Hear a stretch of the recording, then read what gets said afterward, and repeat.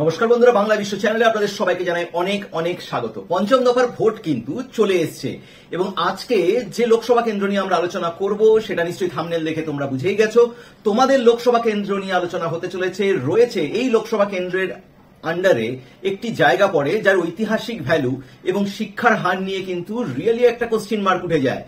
ভিডিওর শেষে থাকবে সেই সারপ্রাইজিং এলিমেন্টটা। এই ভিডিওটি যেহেতু তোমার লোকসভা কেন্দ্রে ছড়িয়ে দাও, অনেক ভালোবাসা দাও এবং তোমার কি মনে হচ্ছে তোমার লোকসভা কেন্দ্র থেকে কোন প্রার্থী জিততে পারে কমেন্ট বক্সে কিন্তু জানাতে ভুলবে না।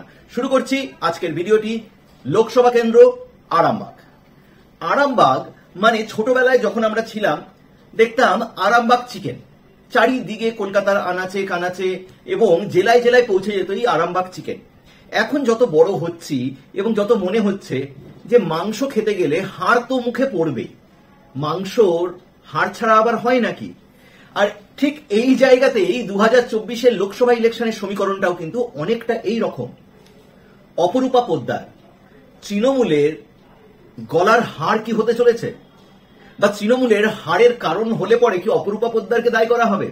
যে অপরূপা পোদ্দার 2014 এবং 2019-এ এই লোকসভা কেন্দ্রটি ছিনিয়ে এনেছিল তৃণমূলের জন্য, তিনি কিন্তু এবছর বাড়ত। তিনি বলছেন যে তাকে কল্যাণ ব্যানার্জি উঠতে দেয়নি মমতা ব্যানার্জির মঞ্চে। কেন? তিনি তপশিলি জাতি বলে। যদিও তিনি যে অভিযোগটা লাগাচ্ছেন এই চ্যানেলে আমি পার্সোনালি এরকম অভিযোগ কখনোই সমর্থন করি না। ভোটের রাজনীতিতে যে কেউ যে কিছু বলতেই পারে, কিন্তু এই আরামবাগ লোকসভা কেন্দ্রটি কিন্তু তপশিলি জাতির জন্য কিন্তু সংরক্ষিত 2009 সাল থেকে। তাহলে একবার ঘুরে দেখা যাক তার আগে কি ছিল।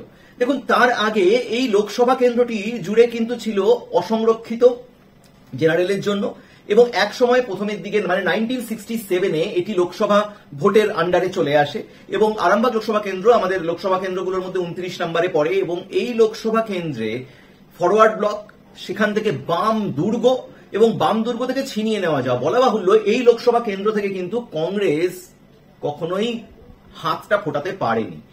বাম দুর্গ এতটা স্ট্রং ছিল যে একজনের নাম না করলেই নয়, অনিল বসু। অনিল বসু এই লোকসভা কেন্দ্র থেকে কিন্তু 1980 সাল থেকে 2009 সাল পর্যন্ত টানা মেম্বার অফ পার্লামেন্ট ছিলেন। তাহলে ভাবতে পারেন যে কত বড় বাম দুর্গ হতে পারে। এখানে আমি বলতেই পারি যে সত্যি কিন্তু কালের চাকা ঘোরে। আমাদের গীতা মহাভারত যা শেখায় যে সময় তোমার ঘুরবেই, এর সবচেয়ে বড় এক্সাম্পল কিন্তু আরামবাগ লোকসভা কেন্দ্র। এক সময়কার বাম দুর্গ 2 বছর ধরে টিএমসি নিয়ে গেল এবং আজকের ডেটে সেখানে বাম সংগঠন মানে আপনি খুঁজে বেড়াতে পাবেন না। মানে বামের ভোট ট্রান্সফার কি তাহলে হয়ে গেছে রামে? আজকে নতুন প্রজন্মের বিপ্লব কুমার মৈত্রকে বাছাই করতে ভেতরের খবর বলছে আলিমুদ্দিন স্ট্রিটের মাথার ঘাম উঠে গেছিল। তো এটা কি সত্যি কালচক্রের বিলম্বনা, মানে কালের বিলম্বনা যাকে আমি বলি, সেটাই কি এই জিনিস? কি হতে পারে একটা বাম জমানার অবসান এবং সেখান থেকে আজকে তাদের প্রার্থী খুঁজে পাচ্ছে না যে কে হবে। এবং আমি এই ভিডিওটি করার আগে আপনারা আমার চ্যানেলে যতগুলো ভিডিও দেখবেন জলপাইগুড়ি বা যেসব কুচবিহার নিয়ে যেসব লোকসভা কেন্দ্র নিয়ে আলোচনা হয়েছে, আমরা পুঙ্খানুপুঙ্খ একটা রিসার্চ করেই তারপরে আমি ভিডিওগুলো করার চেষ্টা করি যাতে সঠিক তথ্য আপনাদের সামনে দেওয়া যায়। সেই ভিডিও করতে গিয়ে আই এম রিয়েলি সারপ্রাইজড যখনই দেখানো যাচ্ছে যে এই লোকসভা কেন্দ্রে কে কে দাঁড়িয়েছে। টাইমস অফ ইন্ডিয়া, আমি নামই বলে দিচ্ছি, বড় বড় যে মিডিয়া হাউসগুলো ন্যাশনাল লেভেলের, সেখানে কিন্তু দেখাচ্ছে যে আরামবাগ কেন্দ্রে দুজন দাঁড়িয়েছে। একজন হচ্ছে টিএমসির মিতালি বাগ আর বিজেপি দাঁড়িয়েছে অরূপ কুমার দিগার। আর কারোর নাম নেই। মানে একটা পার্টি যেতে যেতে আজকে এই অবস্থা হয়ে গেছে যে কোন রকমের টিম বাতি জ্বলছে, কিন্তু এই বাতি কি ফিরে আসতে পারে 2024-এ? কি মনে হচ্ছে তোমাদের কমেন্ট বক্সে বলতে ভুলবে না। যদিও এই যে আমি একটু আগে একটি কথা বললাম যে বামের ভোট রামে চলে গেছে, এই কথাটা এতটাই সত্যি যে 2019-এ 2014-এ তো অপরূপা পোদ্দার খুব ভালোভাবে জিতেছিল, বাট 2019-এ কিন্তু তিনি জিতেছিলেন 1042টি ভোটে মাত্র। মানে আমি যদি ভোটের পার্সেন্টেজ দেখি, সেখানে তৃণমূল কংগ্রেস পেয়েছিল 2019-এ 44.15% এন্ড বিজেপি পেয়েছিল 44.08%, মানে পয়েন্ট সামথিং এর ব্যবধানে কিন্তু জিতেছিল। আর এই জন্যই হয়তো শীর্ষ নেতৃত্ব এবছর তার উপর ভরসা না করে প্রার্থী করেছে মিতালি বাগ। কোশ্চিন হচ্ছে কে এই মিতালি বাগ? মিতালি বাগ অঙ্গনবাড়ি কর্মী। মিতালি বাগ একদম মানে বলা যায় যে বুথ লেভেল থেকে উঠে এসছে। মিতালি বাগ মানে যিনি চাষের জন্য ফিল্ডেও নেমে যাচ্ছেন, তা নিয়ে বিরোধীরা যতই কটাক্ষ করুক, মিতালি বাগ আমার মনে হয়েছে গ্রাউন্ড থেকে উঠে আসা একজন মানুষ। আর অরূপ কান্তি দিগারের সম্বন্ধে যদি বিজেপির কে এই প্রার্থী নিয়ে আমাকে আলোচনা করতে বলা হয়, তাহলে আমি একটা কথাই বলবো, বিজেপি প্রার্থী। এবং বিজেপি এখানটাতে নোখ ফোটাতে চাইছে এই জন্যই, কারণ আগের বছরের হারটা কিন্তু 1042টা ভোটে মাত্র। কারণ এই লোকসভা কেন্দ্রের মধ্যে কিন্তু অনেক ধরনের বৈচিত্র্য রয়েছে, সেই বিধানসভাগুলোও কিন্তু ডেমোগ্রাফিক্যালি প্রচন্ড ইম্পর্টেন্ট প্লেস এক একটি। কারণ এই বিধানসভাগুলোর মধ্যে 6টি বিধানসভা পরে হচ্ছে হুগলি জেলার আন্ডারে, আর একটি পরে হচ্ছে পশ্চিম মেদিনীপুর জেলার আন্ডারে। কোন কোন জায়গা রয়েছে এই লোকসভা কেন্দ্রের আন্ডারে? হরিপাল, তারকেশ্বর, পুরসুরা, আরামবাগ, গোঘাটা, খানাকুল এবং চন্দ্রকোনা। এর মধ্যে 6টি কিন্তু হুগলি এবং একটি চন্দ্রকোনাটি রয়েছে হচ্ছে পশ্চিম মেদিনীপুরে। এই হচ্ছে ডেমোগ্রাফি, যেখানটাতে লিটারেসি রেটও কিন্তু অনেকটা বেশি, যার জন্য এখানকার মানুষ কিন্তু খুব একটা বোকা নয়। আবার দরিদ্রতাও কিন্তু রয়েছে এই লোকসভা কেন্দ্রের আন্ডারে। কারণ আরামবাগ মানেই চাষবাস, এবং এক সময় এই গোটা জেলা জুড়ে এবং এখনো ত্রিফসলা 4 ফসলা জমিও এখানে দেখা যায়।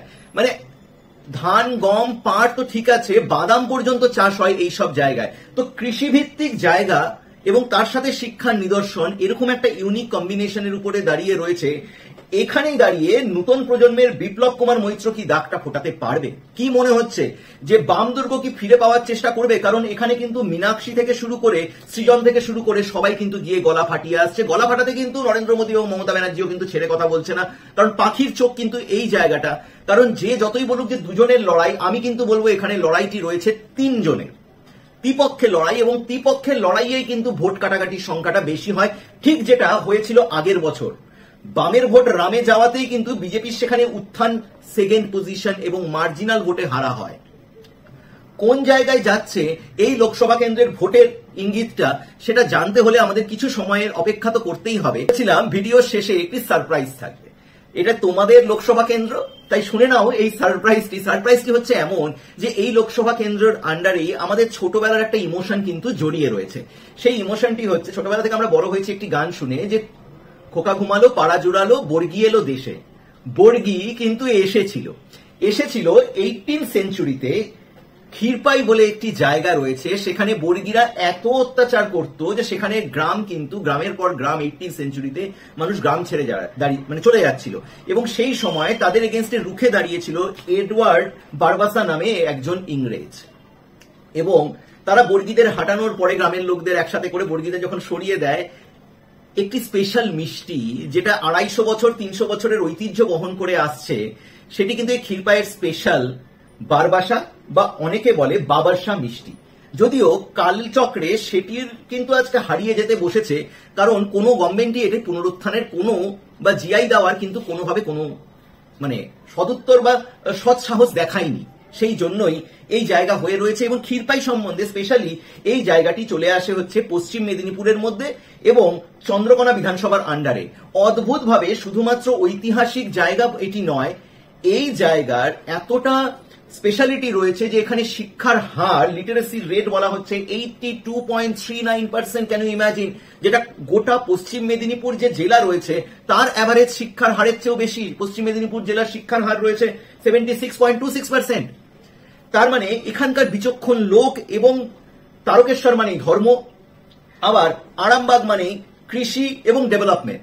তার মানে এখানে ভোট কিন্তু মানুষ বুঝেই দেবে আলটিমেটলি নিজেদের ডেভেলপমেন্ট হচ্ছে কিনা। কারণ রাজ্য সরকারের যে স্কিমগুলো সেগুলো সবখানে কিন্তু পায়, কিন্তু ইলেকশনটা কিন্তু সেন্ট্রালের।